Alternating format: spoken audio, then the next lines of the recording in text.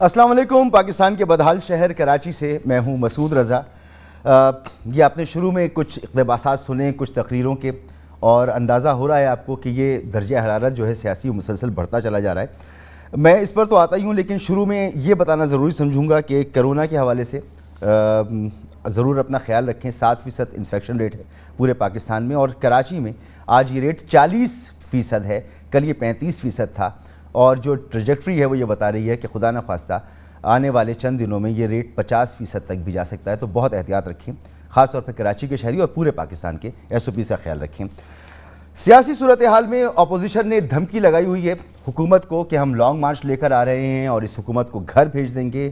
فضل الرحمان صاحب نے اسے اپنا قومی فریضہ قرار دیا ہے کہ اب اس حکومت کو گھر جانا ہے، لیکن جو قرائن ہیں، جو شواہد ہیں، وہ یہ بتا رہے ہیں کہ ایسا ممکن ہوتا نظر نہیں آ رہا، اور لانگ مارچ سے شاید کچھ بھی نہ بگڑے، کیونکہ جو تاریخیں طے کی ہیں لانگ مارچ کے لیے، خاص طور پر PDM نے، وہ ایسی تاریخیں ہیں کہ اس میں صرف ایک لانگ مارچ ہوگا، لوگ جائیں گے، کتنی بڑی تعداد میں چلے جائیں اسلام آباد، وہاں پہ کوئی دھرنا ورنا نہیں ہو سکتا، کیونکہ 2 اپریل کو پہلی رمضان ہوگی، 23 مارچ سے آپ مارچ کا آغاز کریں گے، 3-4 دن میں یہ مارچ پہنچے گا، تو آپ کے پاس 1 ہفتہ ہوگا، اور رمضان میں دھرنا ہونا تو پاسبل معلوم نہیں ہوتا۔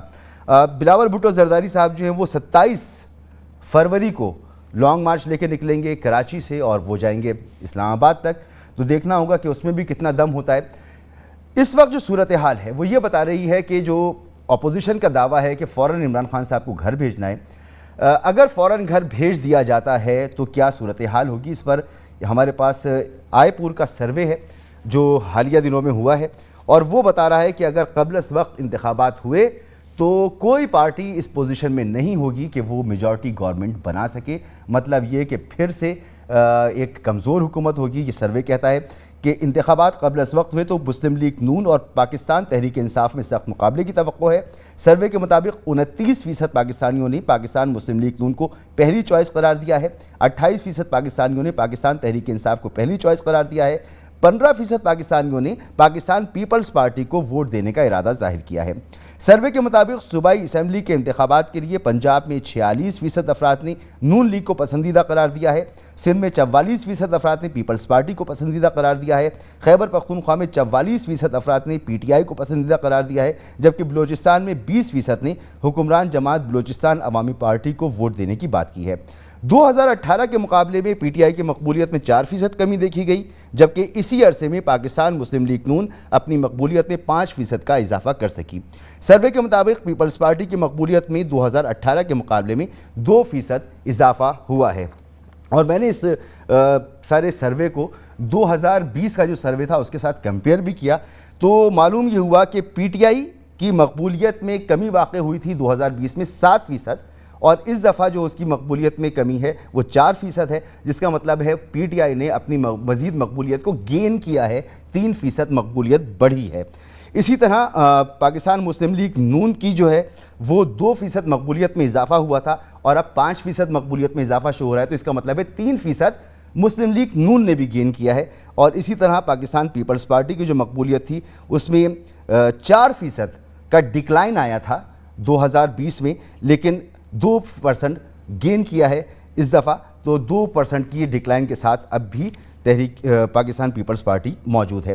تو یہ صورتحال ہے۔ تو قبل از وقت انتخابات ہوں گے تو بڑے مسائل ہوں گے۔ عمران خان صاحب کی مقبولیت میں کمی جو واقع ہوئی ہے وہ پھر بھی اپوزیشن کے لیے کیوں تھریٹ بنی ہوئی ہے، جبکہ ایک طرف ان کا 3را سال ختم ہو گیا، 4تھا سال شروع ہوا ہے، اور اس میں چاہے وہ ذرائع ابلاغ ہوں، چاہے وہ اپوزیشن جماعتیں ہوں، چاہے وہ عوام ہوں، جب بھی کوئی حکومت برسر اقتدار ہوتی ہے تو اس وقت میں آ کر اس کے خلاف زیادہ بات ہوتی ہے، کیونکہ وہ ریسیونگ اینڈ پر ہوتی ہے، اس سے توقعات ہوتی ہیں، اور یہی ہو رہا ہے۔ عمران خان صاحب کے حوالے سے، ان کی حکومت کے حوالے سے ان پہ شدید تنقید ہو رہی ہے، ان کے وعدے ان کو یاد دلائے جا رہے ہیں، لیکن پھر بھی ان کا ووٹر ان کے ساتھ کھڑا ہوا ہے۔ یہ دلچسپ صورتحال ہے۔ میں مہمانوں کا آپ سے تعارف کراؤں، لیکن اس سے پہلے جو یہ کانفیڈنس ہے تحریک انصاف کے اندر، یہ ان کے منسٹرز کی باتوں میں بھی نظر آ رہا ہے۔ فواد چودھری صاحب کہہ رہے ہیں کہ صرف ایک عمران خان ہیں اور تحریک انصاف ہے جو پورے پاکستان کی پارٹی ہے، اس کے علاوہ کوئی پارٹی ایسی نہیں ہے جس میں یہ اہلیت موجود ہو۔ خیال ہے کچھ لوگوں کا کہ کوئی پتہ نہیں عمران خان جو ہیں وہ اگلے الیکشن میں یہ مہنگائی نے بڑا پاپولر کر دیا ہے یا وہ کر دیا ہے. 1100 سیٹوں کے اوپر الیکشن ہے اگلے الیکشن. پی ٹی آئی کے علاوہ کوئی اور پارٹی اس پوزیشن میں ہی نہیں ہے کہ اتنی بڑی تعداد میں لوگ کھڑے کر سکے. پیپلز پارٹی ایک انٹیریئر سندھ کی پارٹی ہے. پی ایم ایل این جو ہے وہ صرف سینٹرل پنجاب کی پارٹی ہے. جے یو آئی جو ہے وہ صرف کے پی کے چند علاقوں کی پارٹی ہے. صرف پی ٹی آئی ہے جو پورے ملک میں اپنے کینڈیڈیٹس کھڑے کر سکتی ہے. صرف عمران خان ہے جس کا ووٹ خیبر میں بھی ہے, جس کا ووٹ کراچی میں بھی ہے, جس کا ووٹ کوئٹہ میں بھی ہے, لاہور میں بھی ہے. کوئی اور نیشنل لیڈر ہی نہیں ہے عمران خان کے علاوہ. تو انشاءاللہ تعالیٰ الیکشن آنے دیں, میدان بھی ہوگا اور گھوڑا بھی ہوگا اور ہم آپ کو دوسری بات جو اپوزیشن کر رہی ہے وہ یہ کہ ہم تحریک عدم اعتماد بھی لے کر آئیں گے اور اس کے لیے بھی رابطے جاری ہیں, بات چیت ہو رہی ہے. شیخ رشید صاحب نے کہا کہ آپ لے کر تو آئیں, ابھی منی بجٹ جب آپ نے پاس کرنے سے روکنا تھا تو آپ کے 12 بندے غائب تھے. اگلی دفعہ اگر آپ نے کوشش کی تحریک عدم اعتماد کی تو آپ کے 26 بندے غائب ہوں گے. یہ جو 12-13 ممبر کم ہوئے ہیں, اگر ان کو شوق ہے عدم اعتماد لانے کا تو یہ 26 کم ہوں گے عدم اعتماد والے دن اپوزیشن کے. اور کل شہباز صاحب نے کہا جناب کہ عمران خان کے لیے میں ڈرونا خواب ہوں. نہیں, آپ عمران خان کے لیے سہانا خواب ہیں. نہ 3.5 سال ہم آپ کا کچھ بگاڑ سکے گڈی, نہ آپ ہمارا کچھ بگاڑ سکے. تقریر آپ کرتے ہیں کر لیں, اور ناکامی آپ کا مقدر ہے. چاروں شریف مائنس ہیں سیاست سے. اللہ میرے کو منظور ہوا یہ 2 مارچ کی بجائے 3 مارچ کر لیں. پہلے یہ 2 مارچ کر رہے تھے, یہ 3 کر لیں. کچھ نہیں ہوگا انشاءاللہ. سیاست میں یہ 2-3 مہینے پرائم منسٹر نے کہا بڑے اہم ہیں. پرائم منسٹر خود کہہ چکے ہیں کہ فروری, مارچ, اپریل تک, اپریل کے بعد حالات ٹھیک ہو جائیں گے. ویسے بھی رمضان ہوگا, اس کی برکتیں ہوں گی. اپوزیشن شکست کھائے گی اور عمران خان انشاءاللہ. اور اگر اپوزیشن کو عمران خان صاحب کو سیاست میں ہرانا ہے اور ان کو دوبارہ اقتدار میں آنے سے روکنا ہے اور ان کی سیاست کو کمزور کرنا ہے تو اسے فرنٹ فٹ پر آنا ہوگا. اسے اپنے جو پر لگے ہوئے الزامات ہیں وہ عدالتوں میں چاہے وہ ثابت ہوں یا نہ ہوں, عوام کے سامنے ضرور اپنے آپ کو صاف کرنا ہوگا. اور جو جیسے نواز شریف صاحب ہیں خاص طور پہ, اگر وہ بیرون ملک ہی بیٹھے رہیں گے تو ان کی پارٹی کے لیے مشکلات ہوں گی, اور پی ٹی آئی اس کا بھرپور فائدہ بھی اٹھا رہی ہے. شہباز گل صاحب نے اس پہ بات کی ہے. روز آپ کو بتایا جاتا ہے اب نواز شریف صاحب واپس آ رہے ہیں. ابھی کل ایاز صادق صاحب نے کہا کہ میں جا رہے ہیں تو میں انہوں نے لے کے آ رہے ہیں. نواز شریف صاحب رستہ بھلے ہوئے نے جڑا ایاز صادق صاحب نے لے کے آنا ہے. بات یہ ہے کہ کسی کے آنے کا ڈراوا تب دیتے ہیں جب آپ نے اس کا جانا نہ دیکھا ہو. میں تو انہیں 3 دفعہ ہاسپٹل میں ملا ہوں. وہ تو اس ٹائم پاؤں پڑتے تھے, منتیں کرتے تھے, معافیاں مانگتے تھے کہ کس طرح جانے دیں. بنیادی طور پر وہ یہاں سے بھاگنا چاہتے تھے. تو ایک شخص جو کہیں سے بھاگ کے گیا ہو اسے محمود غزنوی نہ بنائیں. آپ کو جو ڈیل اور ڈھیل جتنی کی میسر آنی تھی وہ آ چکی. ہماری جتنی مجبوریاں تھیں وہ گزر چکی. میں اب آپ کو بتاتا ہوں, عمران خان نے مہر تیار رکھی ہوئی ہے, ہاتھ میں پکڑی ہوئی ہے, اور وہ مہر ہے آپ کے وارنٹ پہ جس کے تھرو آپ نے جانا ہے جیل میں. ہن ویزے نہیں لگنے, جو ہونا سی ہو گیا.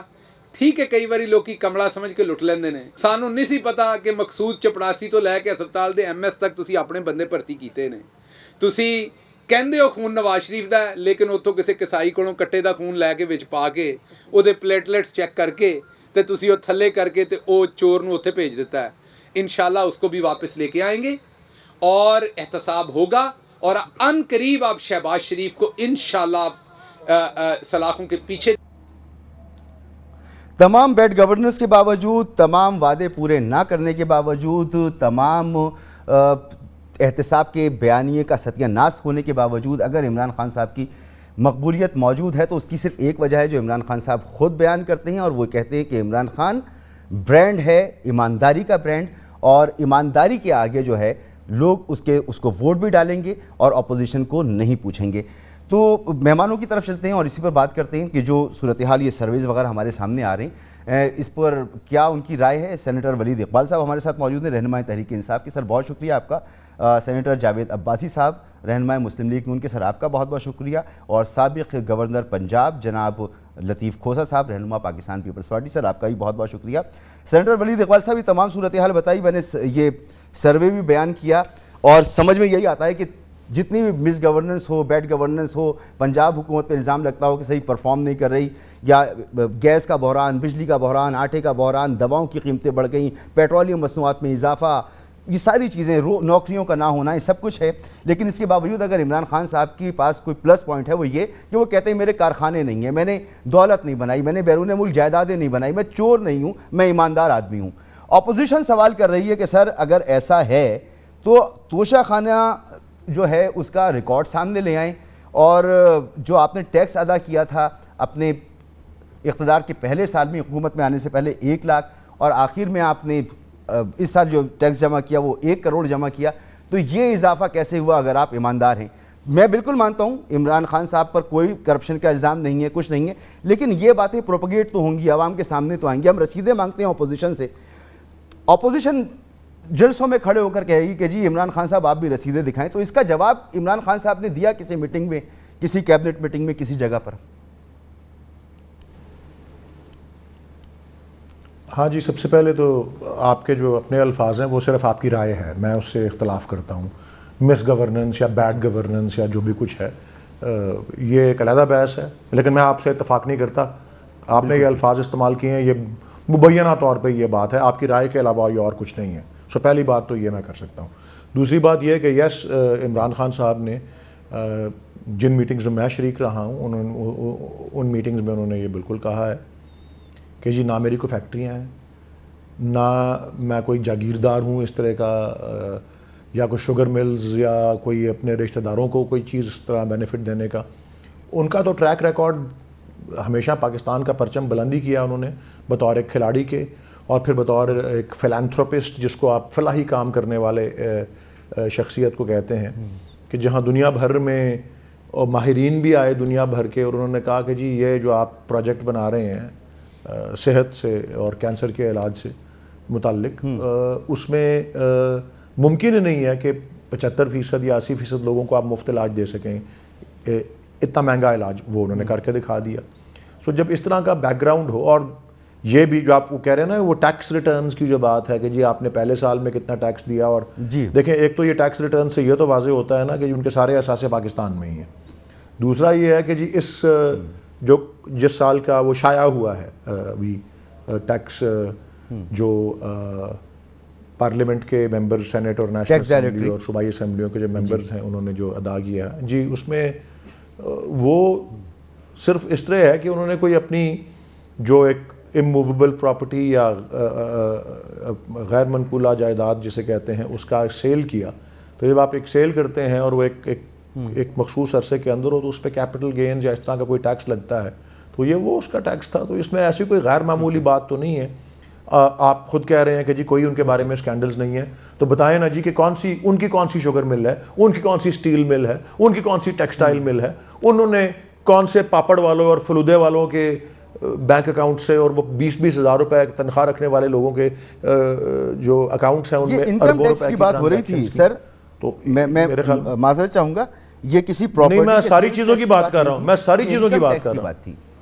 جی نہیں، سیلز ٹیکس نہیں ہو، کیپٹل گین بھی انکم ہی ہوتا ہے بھائی صاحب. اگر آپ نے ایک پچھلے 2 سال میں اگر ایک زمین خریدی ہے DHA میں کہیں بھی، اور وہ 1 کروڑ روپے کی آپ نے خریدی ہے، اور آپ اگلے سال اس کو 4 کروڑ روپے کا بیچتے ہیں، تو وہ 3 کروڑ روپے آپ کا انکم ہوتا ہے جو اس پہ اضافی ہوتا ہے. میں یہ عرض کر دوں آپ کو. تو جی ٹھیک ہے، اوکے، بالکل ٹھیک ہے. تو میں آپ سر یہ توشہ خانہ کے بارے میں مجھے امید ہے کہ میں آپ کے سوال کا جواب بنا.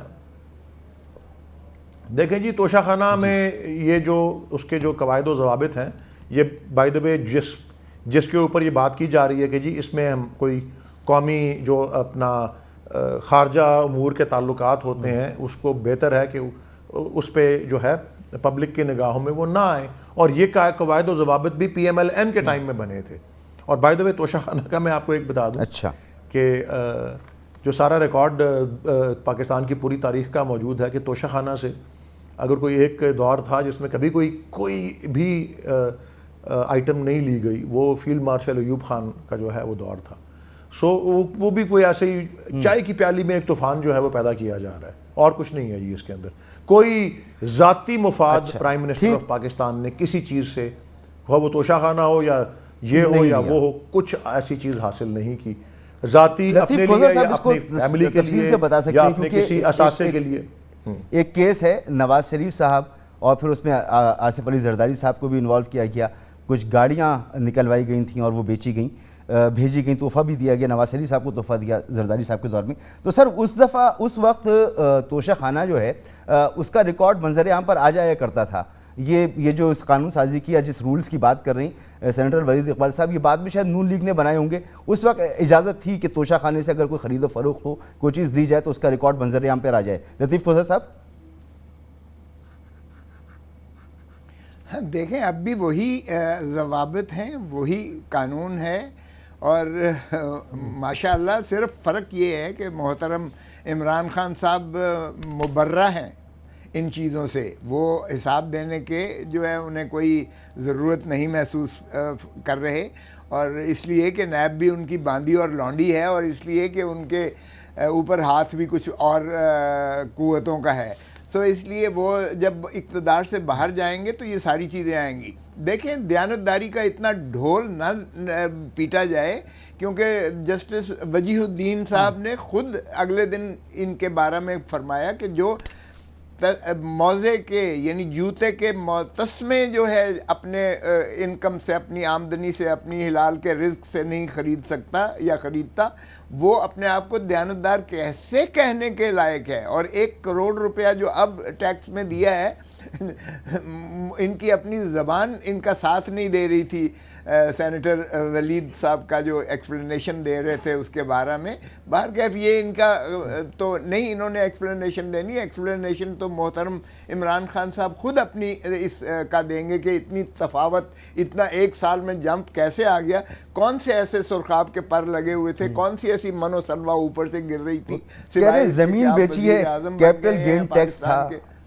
جی میں نے سن لیا ہے, میں نے سن لیا ہے. نہ انہوں نے زمین کا ان کو پتہ ہے نہ کچھ ہے, یہ تیر تکا مار رہے ہیں, یہ ایسے ہی مفروضوں پر کہہ رہے ہیں. اگر ایسی بات ہوتی تو سب کچھ سامنے آ گیا. باہر کے کھوسا صاحب کو پتہ ہے نہیں, کھوسا صاحب نے پوری فائل کھولی ہوئی ہے, کھوسا صاحب نے پوری تفتیش کی ہوئی ہے, ان کو پتہ ہے زمین کون سی ہے. تو بتائیں جی, آپ بتائیں آپ کون سے مفروضوں میں بات کر رہے ہیں. دیکھیں چلے میں اس میں مجھے نہ ٹیوشن دیں ان چیزوں کے اندر.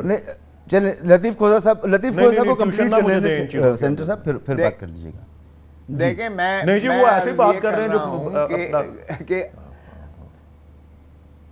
اگر ایسی بات ہوتی تو یہ سرکاری وہ آ چکا ہوتا. آج سے یہ تنقید نہیں ہو رہی ہے, جس دن سے یہ جو ہے ڈکلریشنز آئے ہیں اس دن سے تنقید ہو رہی ہے.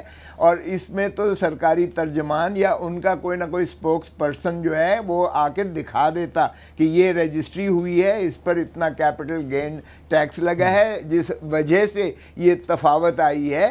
آج تک کسی نے نہیں دکھایا ہے. باقی تو ٹھیک ہے, آپ مفروضے تو سبھی کرتے رہیں گے اور ایکسپلینیشن دیتے رہیں گے, لیکن وہ ہوا میں ہوگی. دیکھیں وجیہ الدین صاحب نے جو کہا اس کی بھی ذرا بات سن لیجیے گا. پھر ہمارے سے تو ساروں سے مانگتے ہیں, روز دن کہتے ہیں کہ جی فلاں کیا کام کرتا ہے. تو بتا دیں محترم عمران خان صاحب نے کون سی انڈسٹری لگائی ہوئی ہے ایسی, اور کون سا کام کرتے ہیں, یا آج تک کون سا کام کیا ہے کرکٹ کھیلنے کے علاوہ اور کامنٹری کے علاوہ. جائز لطیف صاحب آپ سے جو کہتے ہیں رسید کڈو, رسید لے کر آؤ, لیکن خود رسید آپ بھی مانگیں گے تو ہو سکتا ہے وہ دے دیں. مگر یہ سروے جو میں نے ابھی پڑھا ہے پورا, اور اس کے اندر جو بات آ رہی ہے وہ یہ کہ اگر قبل از وقت انتخاب ہوتے ہیں تو عمران خان صاحب جو ہیں ان کی مقبولیت اپنی جگہ موجود ہے. تو اتنی زیادہ اپوزیشن کی طرف سے کیمپین کرنے کے باوجود, اور میڈیا بھی کوئی ان کے حق میں ایسا نہیں ہے, تو اس کے باوجود بھی ان کی مقبولیت موجود ہے. تو لوگ سمجھتے ہیں کہ وہ ایماندار ہیں اور وہ ملک کو آگے لے کے جا سکتے ہیں. مسعود یار خدا کا خوف کرو, آپ کس سروے کی بات کر رہے ہو؟ آپ ذرا دیکھ لیجئے گا جتنے بائی الیکشنز ہوئے ہیں اس کا سروے دیکھ لیں ذرا. کے پی کے میں جو الیکشن ہوا ہے, ابھی جو بلدیاتی الیکشن کی پہلی فیز ہوئی ہے, اس کا ذرا نتیجہ دیکھ لیجئے گا. وائٹ واش ہوا ہے جہاں یہ اتنے عرصے سے کر رہے ہیں. ایمانداری کا ڈھونگ نہ رچائیں خدا را. آج الیکشن ہو جائے تو बल्ले मारेंगे लोग पीटीआई को, कैंडिडेट नहीं मिलेंगे। ये तो फवाद चौधरी साहब वो हैं जिनका मैंने बतौर सेक्रेटरी जनरल नोटिफिकेशन किया था बिलावल भुट्टो जरदारी साहब के, ये उस वक्त जो है अपना मीडिया सेल के बने थे। और जहाँ तक ताल्लुक़ है शेख रशीद साहब का, उनकी आप दे रहे हैं मिसाल, तो शेख रशीद साहब को तो ख़ुद इमरान खान कहते थे मैं चपड़ासी ना रखूं। अरे बाबा, इनके तफावत तजादात छोड़ दो। जहाँ तक ताल्लुक़ है इलेक्टोरल प्रोसेस का, आप देख लेंगे कि जितनी बेरोज़गारी, महंगाई और अवाम जितनी आज बद्दुआएं दे रही है, गालियां नहीं दे रही, बद्दुआएं दे रही है। आप कहीं चले जाएं बाजार में और कहीं सर्वे कर लें, आपको सर्वे नज़र आ जाएगा कि कितनी माशाअल्लाह इमरान खान साहब ने 1 करोड़ नौकरी तो नहीं दी है, 2 करोड़ लोगों को गुर्बत की दहलीज के नीचे धकेल दिया गया है पाकिस्तान को। पाकिस्तान की जो खुद मुख्तारी थी, फरमाते थे मैं खुदकुशी करूँगा, नहीं जाऊँगा IMF के पास, ड्रम लेके भीख मांग रहे हैं दुनिया से, और इन्होंने पाकिस्तान की इज्जत और रुसवाई की जो जिल्लत कर दी है। और फिर जो है स्टेट बैंक को गिरवी रख दिया है IMF के सामने, IMF के पास गिरवी रख दिया है। रियासत को इन्होंने जो है एक मफलूज करके बिल्कुल जो है ईस्ट इंडिया कंपनी को हवाले सर, कर आपका दिया पॉइंट गया आ गया। मैं पाकिस्तान ज़रा को। तो जावेद किस अब्बासी चीज़ साहब की को आप शरीक बात कर गुफ्तगू रहे हैं? करूँ, उनका भी पॉइंट ऑफ व्यू लूँ। जावेद अब्बासी साहब, इमरान खान, ये जो बातें लतीफ़ खोजा साहब ने कही, सर ने बिल्कुल उनका पॉइंट ऑफ व्यू है, लेकिन इमरान खान साहब कहते हैं ना मेरे कारखाने, ना मेरी जायदादें, ना मुझे मुल्क से बाहर जाना है, मुझे यहीं रहना है। शेख रशीद साहब भी यही बात कह रहे हैं, आज शाह महमूद कुरैशी साहब भी कह रहे हैं हम आवाम में से हैं, आवाम में ही रहेंगे, हमने कहीं नहीं जाना। नवाज शरीफ साहब बाहर बैठे हुए हैं, नवाज शरीफ साहब वहाँ पर उनका इलाज भी नहीं हो रहा, किसी अस्पताल में भी नहीं जा रहे, वापस भी नहीं आ रहे, मफरूर भी हो गए। तो इन तमाम बातों से तो इमरान खान साहब को फ़ायदा होता है। आप लोगों को नहीं लगता कि आप लोगों को फैसला करना चाहिए कि वापस आएँ, और अगर इमरान खान साहब गलत बयानी कर रहे हैं तो फिर मैदान में आकर उनका मुकाबला करें? कब करेंगे मुकाबला? बिस्मिल्लाहिर्रहमानिर्रहीम, बहुत शुक्रिया मसूद रज़ा साहब। ये एक दयानतदारी का हर एक अपना अपना पैमाना है नापने का। आपका अपना होगा, PTI का अपना है, हमारा शायद ज़रा डिफरेंट हो, ये सब अपना अपना पैमाना है। लेकिन देखना है कि क्या पाकिस्तान में खुशहाली आई है, क्या पाकिस्तान के लोग खुश हैं, क्या पाकिस्तान में कीमतें कम हुई हैं, क्या पाकिस्तान में गुर्बत में कमी आई है, क्या पाकिस्तान की करप्शन में कमी आई है। आप रिसेंट 4 बड़े कमीशन बने हैं, वलीद इकबाल साहब, मुझे बड़ा एहतराम है उनका, हमारे साथी भी हैं। एक सबसे पहले गंदम के ऊपर कमीशन बना है, फिर चीनी के ऊपर कमीशन बनाया गया है, उसके बाद दवाइयों के ऊपर कमीशन बनाया, और फिर पेट्रोलियम के ऊपर कमीशन बनाया। उन 4 कमीशन में कहा गया कि अरबों रुपए की करप्शन की गई है पाकिस्तान में इन 3.25 सालों में, जब इमरान खान साहब इस मुल्क के प्राइम मिनिस्टर थे। और उन कमीशन की रिपोर्टें आई हुई हैं, और उन लोगों के नाम में जो इन्वॉल्व हैं इस करप्शन में, जिन्होंने पाकिस्तान की तारीख में, वो पीपल्स पार्टी की हुकूमत हो या मुस्लिम लीग नून की हुकूमत हो, कभी भी हुकूमत की मौजूदगी में इतने बड़े कमीशन नहीं बने, इतने बड़े घपले नहीं हुए, इतनी बड़ी करप्शन की स्टोरी सामने नहीं आई, इतना बड़ा पैसा नहीं लूटा गया जितना इन 4 कमीशनों में आया है। और वो सारे लोग आज इमरान खान साहब के इर्द गिर्द हैं, उनके साथ बैठे हुए हैं, कोई कैबिनेट में है, कोई कैबिनेट के बाहर हैं, कोई उनके सपोर्ट कर रहे हैं।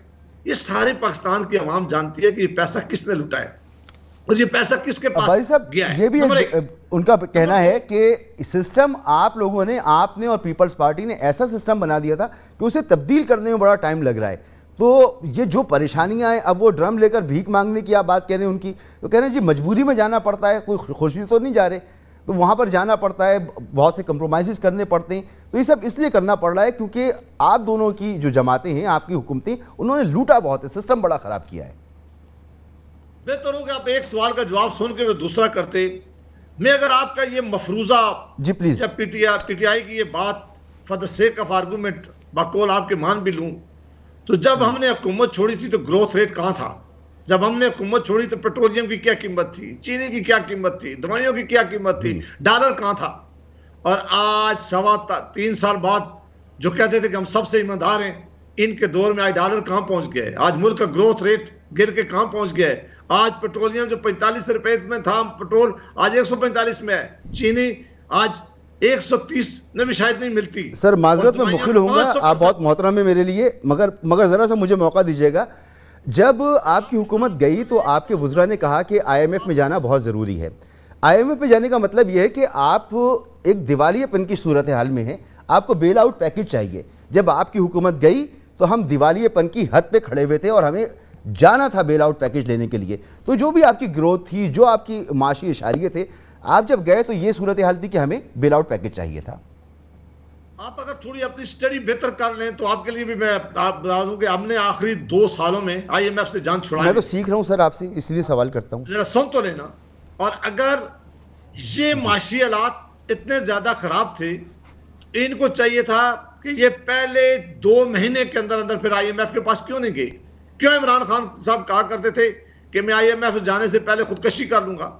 کیوں جب اسد عمر کو انہوں نے نکالا تو انہوں نے یہ الزام لگایا کہ اس نے بہتر طریقے سے فیصلے نہیں کیے, ٹائم پہ فیصلے نہیں کیے, اس ملک کی اکانومی ڈبو دی ہے, اور یہ آئی ایم ایف کے پاس بڑا دیر سے گیا ہے. 9 مہینے پھر کیوں انہوں نے انتظار کیا ہے؟ اگر یہی کام انہوں نے کرنا تھا تو مہربانی کر کے یہ وقت پہ کرتے نہ پھر لاتے. اور آپ آئی ایم ایف کے پاس دنیا کے ممالک گئے, اور اس میں کوئی شک نہیں کہ ہم اور پیپلز پارٹی بھی جاتے رہے, لیکن ہم ایک بڑی اسٹرینتھ کے ساتھ وہاں جا کے بات کرتے تھے. ہمارے پاس اکانومی کی یہ پوزیشن نہیں تھی جس طرح یہ بھیک مانگنے کے لیے بھاگے بھاگے گئے تھے.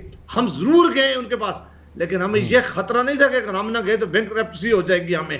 یہ ایک سٹرانگ وکٹ پر ہم جا کر ان سے بات کیا کرتے تھے اور پیسہ لاتے تھے, اور اس ملک میں ڈیولپمنٹ کرتے تھے. موٹرز وے بنائی ہیں, میٹروز بنائی ہیں, اس ملک میں ڈیمز کے اوپر کام شروع کیا ہے, 11,000 میگا واٹ بجلی پیدا کیا ہے, اور آخری 2 سالوں میں آئی ایم ایف سے بھی جان چھڑا لی تھی. مجھے نہیں پتا سر, معذرت کے ساتھ مجھے نہیں پتا کہ آئی ایم ایف جو ہے وہ ڈیمز بنانے کے لیے اور ترقیاتی کاموں کے لیے پیسہ دیتا ہے, یا ملکوں کی معیشت کو مینج کرنے کے لیے, ٹھیک کرنے کے لیے انہیں بیل آؤٹ پیکج دیتا ہے.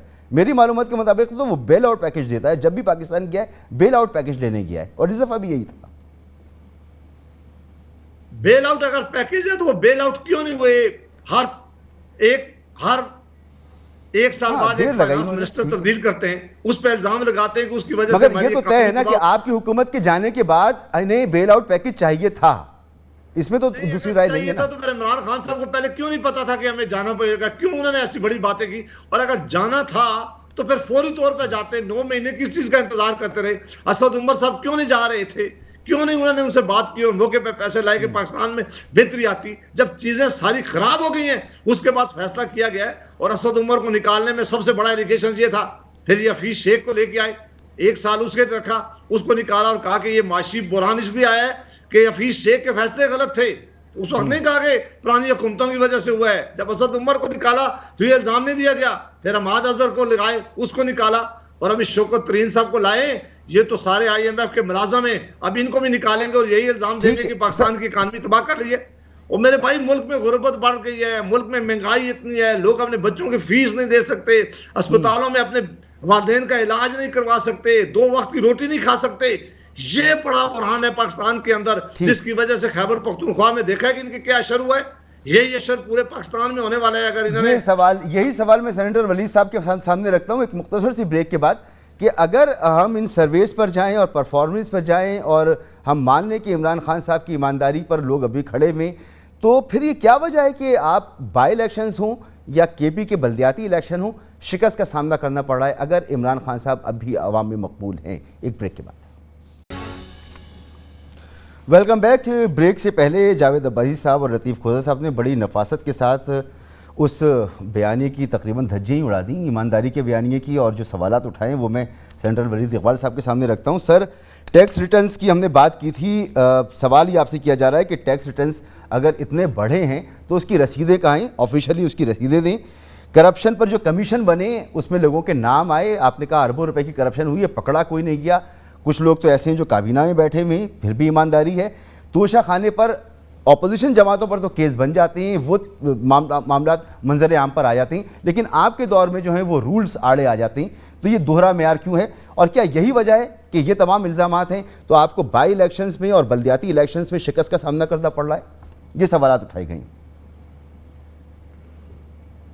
ہاں جی, سب سے پہلے میں یہ کہنا چاہتا ہوں کہ یہ جو کمیشنز کی رپورٹس آئی ہیں, یا کیا اس میں کہیں عمران خان کا نام ہے؟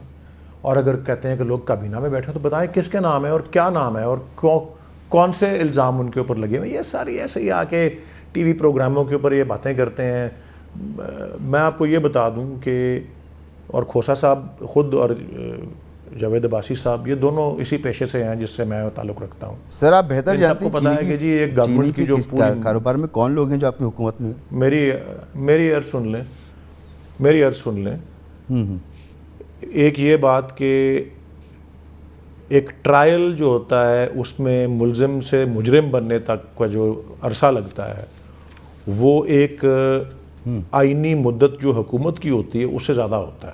5 سال کی حکومت ہوتی ہے نا مدت جو ہے کسی صوبائی یا وفاقی حکومت کی, تو اس سے زیادہ ٹائم اس میں لگ جاتا ہے. تو جن کے اوپر جو کوئی الزام لگے ہوئے ہیں ان کے کیس چل رہے ہیں, وہ عدالتی نظام کے اندر موجود ہیں. ہمیں یہ اجازت دیجیے گا ایک بات کہنے کی. عمران خان صاحب کہتے تھے اگر الزام لگے اگر الزام لگے تو استعفیٰ دو, اپنے آپ کو کلیئر کراؤ, کلیئر ہو جاؤ تو واپس آؤ. یہ ان کا پیمانہ تھا. یہ پیمانہ کیوں تبدیل ہو گیا آپ کا؟ جی تو عمران خان صاحب پہ کون سا الزام لگا ہے پہلے مجھے یہ بتائیں آپ. یہی بات ہو رہی ہے وزراء پہ لگ رہا ہے اور ان کے نام پہ اور ان کے برانڈ کے اوپر لگ رہا ہے کہ ٹیکس ریٹرنز کے حوالے سے. کون سے وزراء پہ لگ رہا ہے بتائیں نا, بتائیں کون سے وزراء پہ لگ رہا ہے سر جی؟ کس کا نام آیا, کہاں آیا, بختیار صاحب کا نام نہیں آیا کیا اس میں؟ کیا بابر صاحب جو آپ کے آئل کے تھے وہ فارغ کیا کرپشن کی وجہ سے, الزامات لگے, وہ فارغ ہو گئے, جیل تو نہیں گئے نا سر؟ دسیوں نام مجھے نہیں, میں کسی کی وہاں سے اٹھایا میں کسی کے اوپر اچھا آپ میزبان بھی ہیں اور مہمان بھی ہیں, یا مہمان میں ہوں اور آپ میزبان ہیں؟ پہلے یہ طے نہ کر لیں. نہیں آپ پوچھ رہے تھے نا کہ کس پہ لگے, تو میں نے نام بتائیں. ہاں نہیں آپ غلط کہہ رہے ہیں. خسرو بختیار صاحب پہ کوئی الزام اس لیے نہیں لگا کیونکہ ان کی کوئی وہ جو شوگر مل یا جو بھی کوئی ہے اس میں وہ ان کا نہ کوئی حصہ ہے, نہ کوئی اس کے وہ افسر ہیں, نہ کوئی وہ اس کے ڈائریکٹر ہیں. نمبر 1 یہ. دوسرا یہ کہ جن کا آپ نے اور نام لیا, میں یہ نہیں کہہ رہا. دیکھیں یہاں مجھے یاد ہے جب نئی گورنمنٹ آئی تھی تو وہ مومن ڈیم یا کس کے لیے وہ رزاق داؤد صاحب کے اوپر بھی الزام لگ رہے تھے, حالانکہ سارے ان کے فیصلے جو تھے وہ پچھلی گورنمنٹ نے کیے تھے اس ڈیم کے اس کے ایوارڈ کے اوپر, اور وہ ایک فورن کنسورشیم نے. سر الزام کی بات ہو رہی ہے, عمران صاحب کہتے تھے الزام لگے تو فارغ ہو جاؤ. اور جب میں یہی تو کہہ رہا ہوں ندیم بابر صاحب پر الزام لگا, آپ نے فارغ کیا. کیانی صاحب پر الزام لگا, آپ نے ان کو عہدے سے ہٹایا. دیکھیں جی میں یہی کہہ رہا ہوں نا کہ جی آپ کو کئی جگہوں پر الزام ہوتا کوئی نہیں ہے, صرف بات کا بتنگڑ بنایا گیا ہوتا ہے. اور میں آپ کو مثال دے رہا ہوں, ایک میں نے رزاق داؤد صاحب کا نام لیا ہے اس لیے کیونکہ ان کے اوپر بڑی انگلیاں اٹھائی گئی, اور میں انہی ٹیلی ویژن پروگرامز پہ آ کر آپ کو اور آپ کے مہمانوں کو یہ بتاتا رہا ہوں کہ میں جانتا ہوں, میں یہ کہہ رہا ہوں, میں ان کا وکیل رہا ہوں, میں یہ جانتا ہوں. آپ اپنی رائے رکھیں, میں اپنی رائے دے سکتا ہوں نا. وہ ایک ایماندار آدمی ہے, کوئی انہوں نے بےایمانی یا کوئی انہوں نے مس یوز آف اتھارٹی یا کوئی ابیوز آف پاور, کوئی ایانت ان کے پاس اکاؤنٹس نہیں ہے. اس لیے میں کہہ رہا ہوں آپ معذرت کے ساتھ آپ کے معیارات بدل گئے. کوئی معیارات نہیں بدلے, بالکل نہیں. آپ کے معیار بدلے ہیں. میں کہہ رہا ہوں آپ کے معیار بدلے ہیں. نہیں آپ کے معیار بدلے آئی ہے اس میں نہیں. میں آپ میری بات سنیں نا, کوئی منسٹر نہیں ہے. میں آپ کو پھر پوچھ رہا ہوں کہ آپ میزبان اور مہمان دونوں ایک ہی وقت پہ بننا چاہتے ہیں, یا آپ میزبان رہیں اور میں مہمان بنوں؟ میں آپ کو صرف یہ کہنا چاہتا ہوں کہ معیار آپ کے بدلے ہوئے ہیں, آپ کے نہیں. میں کہہ رہا ہوں کہ آپ جب ٹیلی ویژن پروگرام کو چلاتے ہیں آپ یہ کہتے ہیں کہ جی پی ٹی آئی کے جو وہ فارن فنڈنگ کیس میں یہ انٹریز تھیں اور یہ تھا اور وہ تھا, اور وہ آپ کو بڑی خوبصورت لگتی ہیں اور ان کو اٹھانے کے لیے کہ جی یہ بہت بڑی بےایمانی کی دلیل ہے. یہ آپ کبھی نہیں کہتے کہ یہ فلودے والوں کے اکاؤنٹ کے اندر جو اتنے ارب روپے گئے, یا کلفے والوں کے اکاؤنٹ میں اتنے پیسے گئے, اور چپناسیوں کے اکاؤنٹوں میں اتنے پیسے گئے, اور ایان علی کے آپ نہیں کہتے نا. میں یہی تو کہہ رہا ہوں, آپ لوگ نہیں کہتے, ہمیں نظر آ جاتے. وہ ہم لوگ کہہ رہے ہوتے ہیں, آپ لوگ نہیں نہ کہہ رہے ہوتے. میں یہ کہہ رہا ہوں آپ کو, معیار آپ کے غلط ہیں, ہمارے غلط نہیں ہیں. میں یہ کہہ رہا ہوں صرف. یوٹیوب پہ جا کے دیکھیے گا سر, بہت سارے پروگرام ملیں گے آپ کو اس ٹاپک پر میرے. ایسا نہیں ہے. نہیں یوٹیوب جو ہے وہ قرآن و حدیث ہے. یہ بھی بائی دا وے یہ مثال بھی کس نے دی تھی, میں اپنے پروگرام کی بات کر رہا ہوں سر, ہوئے اس پر پروگرام. یہ بتا دوں یوٹیوب, ہاں ٹھیک ہے. یوٹیوب کو کوئی اس کو نہ سمجھے کہ جو یوٹیوب کے اوپر آ گیا. لطیف صاحب گفتگو آپ سن رہے ہیں سینیٹر صاحب کی. میں نے سوال تو ان سے عمران خان صاحب کے حوالے سے کیا تھا, توشہ خانے کے حوالے سے کیا تھا, دیگر لوگوں کی کیا, لیکن انہوں نے رزاق داؤد صاحب کی صرف مثال دی. تو گفتگو آپ نے سنی, کیا رسپونڈ کریں گے آپ ان کی گفتگو پر؟ نہیں دیکھیں مسعود, مجھے سینیٹر صاحب کو اتنا نہ تنگ کیجئے گا, اس لیے کہ سینیٹر صاحب کی اپنی میری مجال میں کیوں تنگ کروں گا, توبہ کرتا ہوں.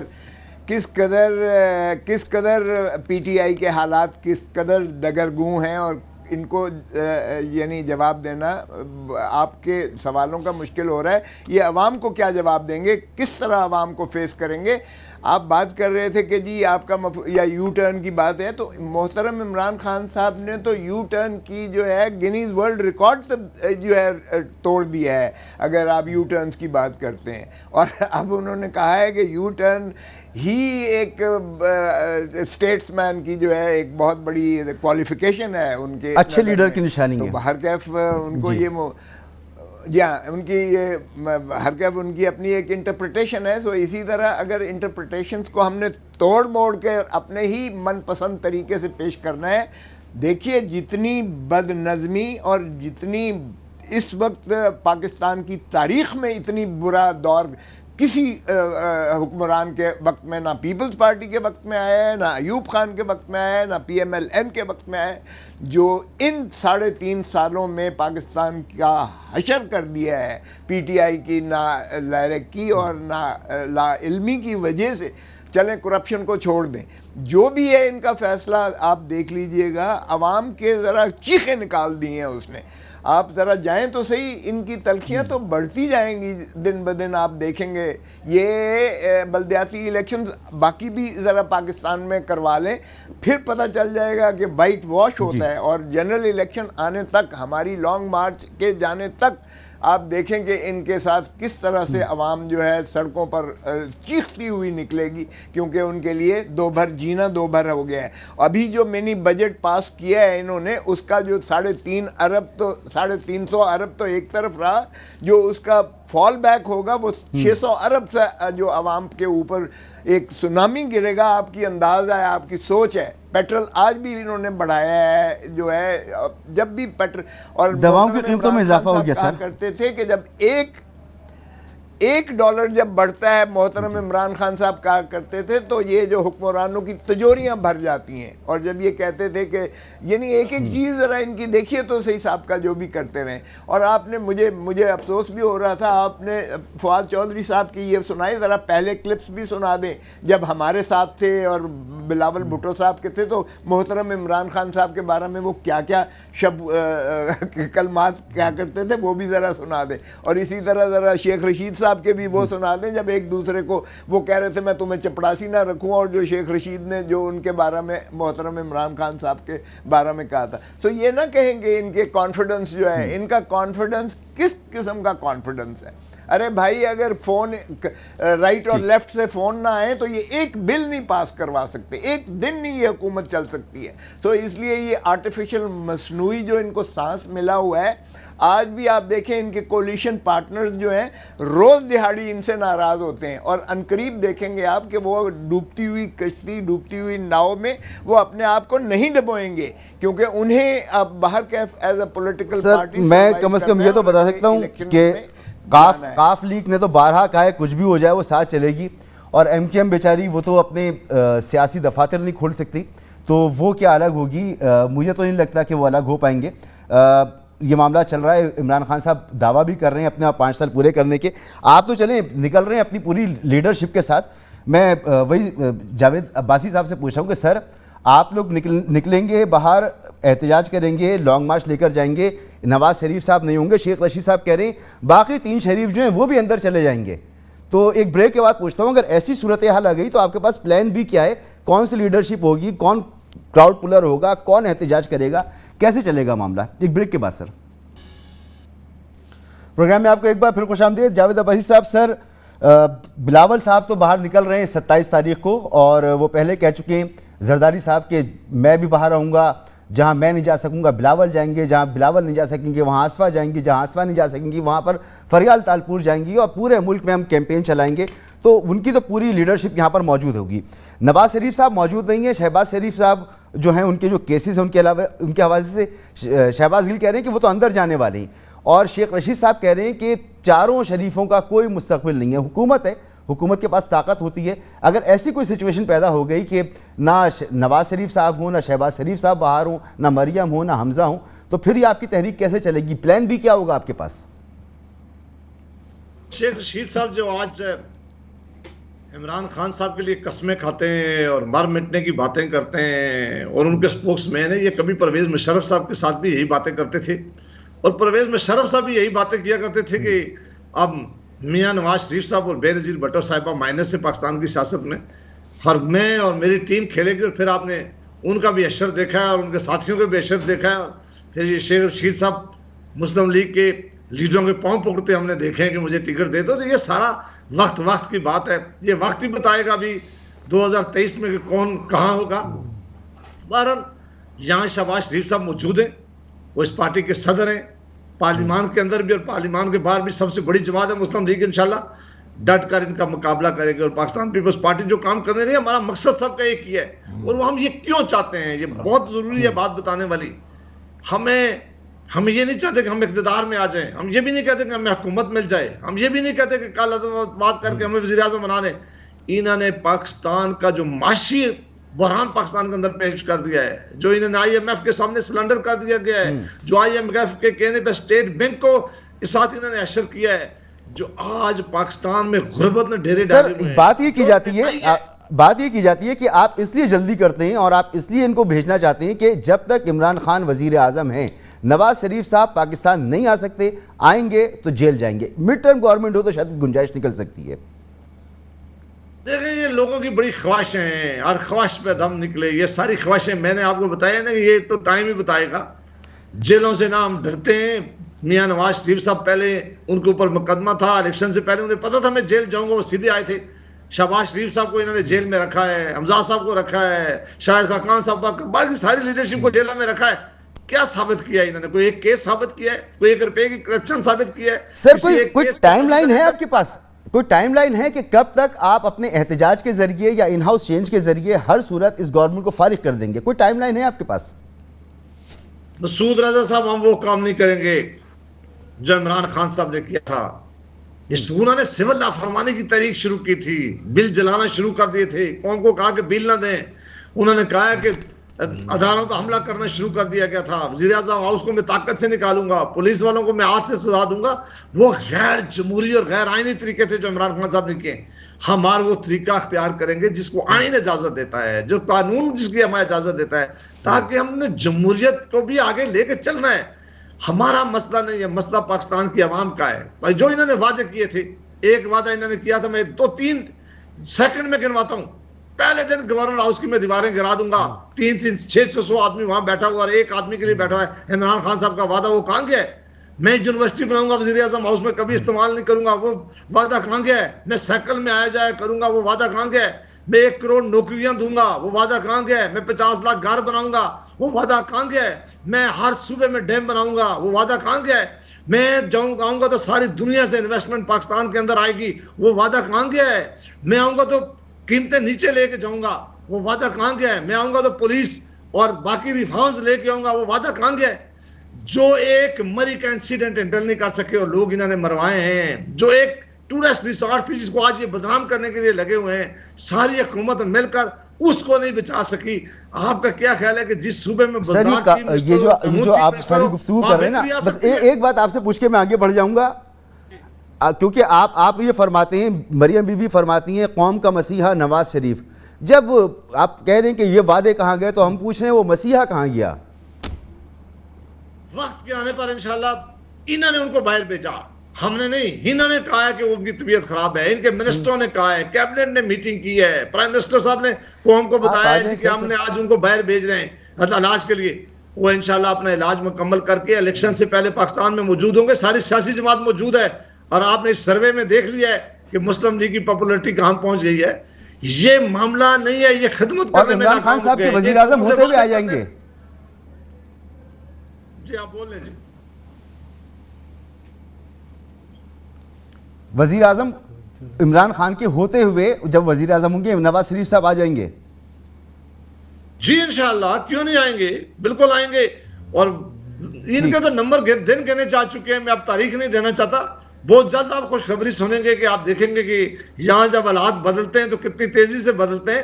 اور جو شیخ رشید صاحب نے 2 دن پہلے پریس کانفرنس میں کہا ہے کہ سارے مبارکباد وصول کر رہے تھے کہ ہم نے بل پاس کروا لیا ہے, ہم نے منی بجٹ پاس کروا لیا ہے, اس نے کہا ہے آپ نے نہیں کیا. وہ شیخ رشید ہمیں نہیں سنا رہا تھا, وہ ان کو سنا رہا تھا कि आपके ऊपर वो सर के ऊपर वो हाथ है, वो कौन सा हाथ जो अपोजिशन कहा करती थी कि ये चलिए, जो भी है इख्तिदार में इस वक्त इमरान खान साहब हैं और कम से कम इतनी कुव्वत तो है उनके पास। और आप तो कहते हैं, आपका तो मानना ये है कि जी हमने तो किसी बैसाखी को पकड़ना ही नहीं है, आपने तो सियासत को छोड़ दिया ना। खैर बात कह दिया। सेनेटर वलीद इकबाल साहब, इमरान खान साहब की हुकूमत के होते हुए, इमरान खान के वजीर आज़म होते हुए नवाज शरीफ साहब पाकिस्तान आएंगे, फिर क्या होगा?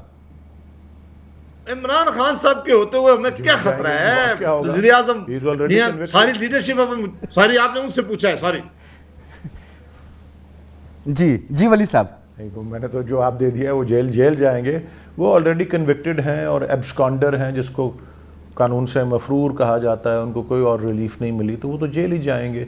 लेकिन मुझे तो नहीं लग रहा कि वो आएंगे। वो तो उनकी वो बरतानिया के वीज़े की वो मियाद ख़त्म हो गई है, तो वो तो जहाँ पे वो सहारा जिस तरह से लेते हैं, सबने देखा है किसका सहारा लेते हैं, या कतरी ख़त का या कतरी सरजमीन का। मुझे लगता है वो दोहा में कहीं जाके बैठ जाएंगे वहाँ अपने बेटी के समधियों के यहाँ। मुझे तो नहीं लगता कोई यहाँ आएंगे, और अगर आएंगे तो जेल जाएंगे, ये तो सबको पता है जी। तो इससे ज़्यादा और इसमें तो वो आपके तमाम मिनिस्टर्स कह रहे हैं कि हम उनको वापस लेकर आएंगे, और शहबाज शरीफ साहब के खिलाफ केस भी करने जा रहे हैं और उनको वापस लाने की कोशिशें भी हो रही हैं। तो आपको लगता है आपकी हुकूमत कामयाब नहीं होगी उन्हें वापस लाने में? वो कतर चले जाएंगे? मैं तो आपके इस सवाल का जवाब दे रहा था कि वो कि इस हुकूमत के दौरान वो वापस खुद आएंगे। मुझे तो नहीं लगता कि वो आएंगे, और आएंगे तो जेल जाएंगे। लेकिन मसला ये है कि वो पाकिस्तान की सरजमीन पे नहीं है, और वो किसी दूसरे मुल्क में हैं जिसके साथ पाकिस्तान का उस तरह का मुआहदा नहीं हुआ, तो ये बहुत पेचीदा मामला होता है। ये इतना आसान मामला नहीं होता, लेकिन ठीक है, हर मुमकिन नहीं लतीफ़ साहब, मेरे पास बहुत मुख्तसर वक्त है। आपको क्या लगता है, नवाज शरीफ साहब आ जाएंगे इमरान खान साहब की हुकूमत के होते हुए? मेरे ख्याल में तो देखें बिल्कुल आ जाएंगे, और आ जाना चाहिए। अगर मैं उस पार्टी में होता तो मेरा यकीनन ये मशवरा होता कि क्योंकि हाई कोर्ट जिस तरह वलीद कह रहे हैं, ठीक कह रहे हैं कि ठीक है जेल जाएंगे। जेल जाने से क्या फ़र्क पड़ता है? कोई जेल सियासतदान पहली दफ़ा तो नहीं गया, और जेल में का जो ऑर्डर आपने सस्पेंशन ऑफ सेंटेंस का देखा है जिस पर उनकी ज़मानत हुई थी, उसमें से तो बड़ा वाज़ेह हो रहा है कि इस केस में कभी भी सज़ा बहाल और बरकरार नहीं रहेगी। आप ही तो कहते हैं, आप ही की पार्टी कहती है कि नवाज शरीफ साहब जेल नहीं हो सकते। आपको लगता है वो आ जाएंगे? आप ही का बयान रहा है कि वो जेल नहीं मैं इसलिए मैं उसकी बात नहीं कर रहा। मैं ये कह रहा हूँ कि आ जाना चाहिए कि और बात है। वो जेल जा सकते हैं, नहीं जा सकते, सोबत बर्दाश्त कर सकते हैं, नहीं है, मैं उसमें नहीं जा रहा। लेकिन मैं ये कह रहा हूँ कि अगर सियासी बसीरत ये इनकी अपनी अगर मशावरत हो तो वो सर वक्त खत्म हो गया। बहुत बहुत शुक्रिया आपकी गुफ्तगू को यहाँ पर मुक़द्दा करना पड़ रहा है। लतीफ़ साहब आपका बहुत शुक्रिया, जावेद अब्बासी साहब आपका बहुत शुक्रिया, सेनेटर वलीद इकबाल साहब आपका बहुत शुक्रिया। गुफ्तगू आपने सुनी है। मेरे मौजूद मेहमानों की इजाज़त दीजिए। अल्लाह हाफ़िज़।